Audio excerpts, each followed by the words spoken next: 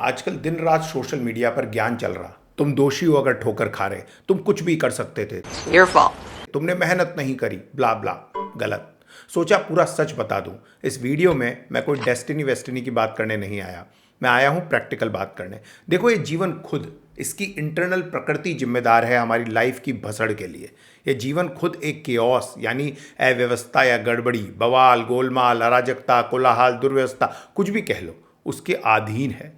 शुरुआत केओस से होती है और अंत तक ये केओस चलता है। हमारा जन्म किस घर में होगा, वहाँ का शैक्षिक स्तर क्या होगा, माँ बाप का बौद्धिक स्तर क्या होगा, उनका जीन पूल कैसा है, पारिवारिक मूल्य क्या होंगे, सब चांस फैक्टर है। हमारे हाथ में कुछ नहीं है। उसके बाद आस पड़ोस कैसा होगा, नाते रिश्तेदार, पॉलिटिकल सब सिस्टम, देश का इकोनॉमिक सब सिस्टम, सोशल सब सिस्टम, वो भी हमें सेट मिला है, हम बदल नहीं सकते। आप कितने ही लायक हों, कितने ही मेहनत करें, पर ऐसे देश में पैदा हुए जहां राजा का बेटा राजा बनता है तो आपके रास्ते में रोड़े आएंगे। आप नारे लगाते रह जाओगे, राजा का बेटा राजा की कुर्सी ले लेगा। जाति और लिंग के समीकरणों पर आधारित सरकारी नौकरी के अलग अलग योग, अलग अलग कट ऑफ होंगे तो होंगे।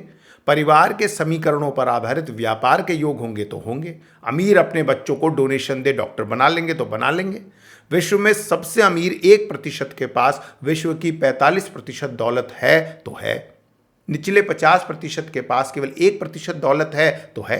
किसी भी तरीके से समाज किसी के लिए कोई लेवल प्लेइंग फील्ड नहीं है। समाज में कोई परफेक्ट कंपटीशन नहीं है। सरकारें और समाज जितना लेवल प्लेइंग फील्ड लाने की कोशिश करती हैं, नए तरह की विसंगतियां उत्पन्न होती जाती हैं।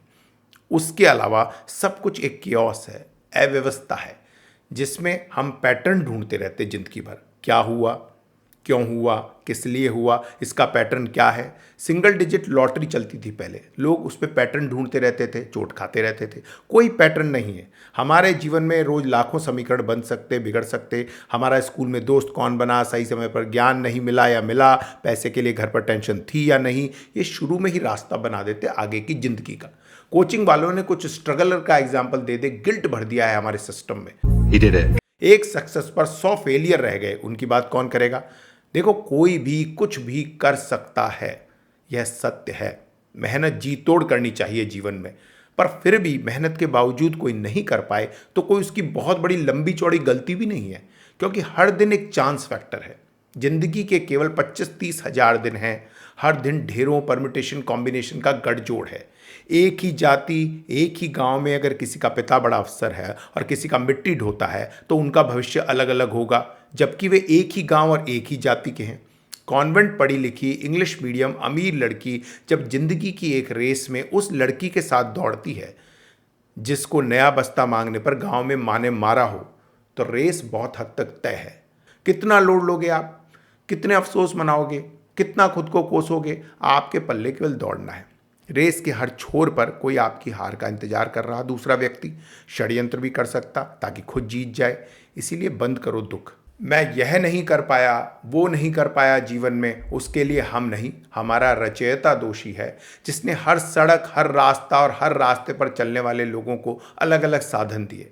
आप उल्टा लटक के दुनिया के बादशाह भी बन गए, पर जिस लड़की से आत्मा से प्रेम किया वो नहीं मिल सकती अगर आपके माँ बाप घोर जातिवादी सोच के हैं। और उसके भी क्या कर लोगे, मर लो। इस कियोस में खुद की शादी तक में कॉम्प्रोमाइज करना पड़ रहा है। कंपनी बंद हो सकती है, आपका ट्रांसफर हो सकता है, शेयर डूब सकते हैं, बच्चे कमजोर निकल सकते हैं, आप खुद बीमार पड़ सकते हो, लाइफ पार्टनर का स्वभाव खराब हो सकता है। किस किस चीज़ को कितना कंट्रोल कर लोगे। इस दुखालय में हर उस व्यक्ति को दुख मिलेगा, खासकर जो आर्थिक, शारीरिक, मानसिक रूप से बहुत ज़्यादा मजबूत नहीं है। पर अधिकतर की मानसिक क्षमता तो बचपन में ही तोड़ दी जाती है, जब बच्चों पर उम्मीदों का पहाड़ रख दिया जाता है। जो माया बाप को अपने बचपन में इमोशनल पीड़ा झेलनी पड़ी, ट्रॉमा का बैगेज था, वही पास कर दिया अगली जनरेशन को। पैदा कर पालने का भी बार बार एहसान जता दिया, जबकि कोई बच्चा एप्लीकेशन नहीं देता कि उसे पैदा करो। आपकी जिम्मेदारी थी और आप कोस रहे बच्चे को। छोड़ दो सब स्ट्रेस। जितना हो पाया आपसे बहुत हो पाया, कोशिश करते रहो। जितना हो पाएगा बहुत हो पाएगा, क्योंकि जिंदगी जीने के लिए आई है, दुख मनाने के लिए नहीं।